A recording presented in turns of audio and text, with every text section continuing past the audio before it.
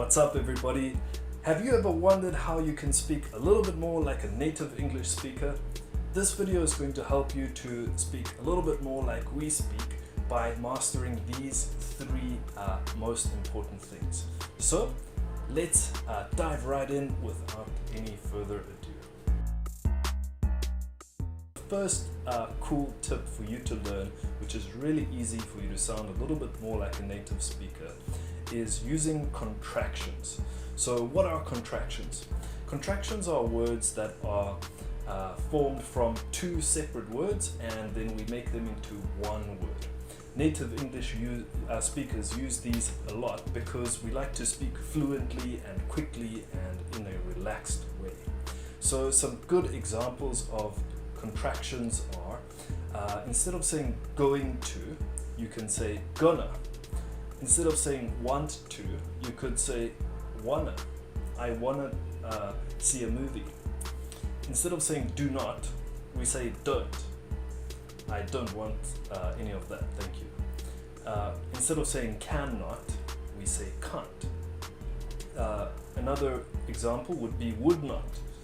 Wouldn't, or I wouldn't eat that if I were you. Last few are he will, she will, and they will when we are talking about other people.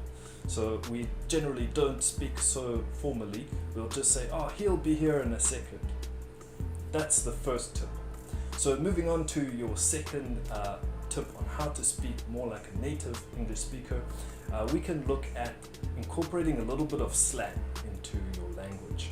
Slang can be quite difficult to use, and especially if your confidence is not very high in the language yet, but this is a great way to sound a little bit more like a native English speaker. So just using a few key words or slang words such as dude, meaning a guy or a man, chick, meaning a woman, bae, meaning boyfriend or girlfriend. My bae just called me, give me a sec. Another one is colloquial terms or slang terms like no biggie. I'm so sorry I missed your birthday yesterday. No biggie, I know you're busy. Lastly, we could also use two of the most common or well-used English slang words that I like to use, which are frothing and knackered.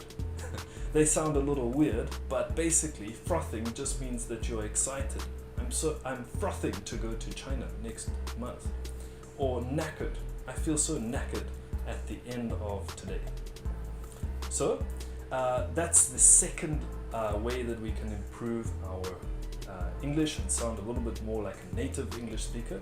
The third way, which is also really useful because not only is it going to help you to sound more like a native English speaker, but it's also going to help you to understand native English speakers better, is learning a few idioms. Now, I covered an idiom on my previous video about 2 cents, and you can see that on my channel.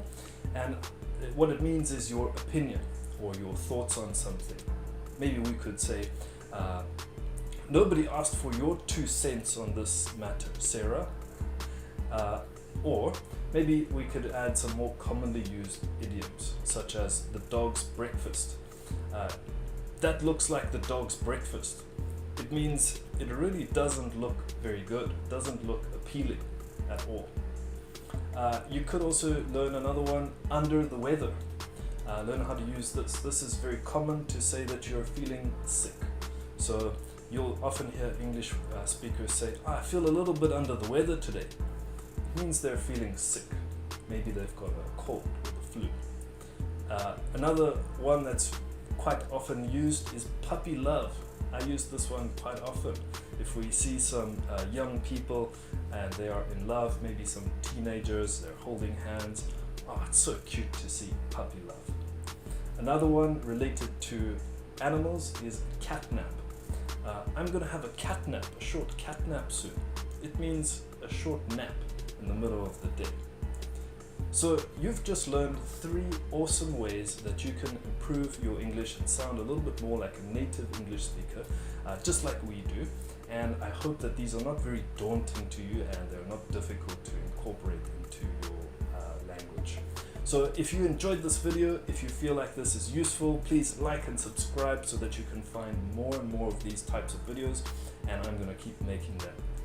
Thank you very much, well done, and bye bye.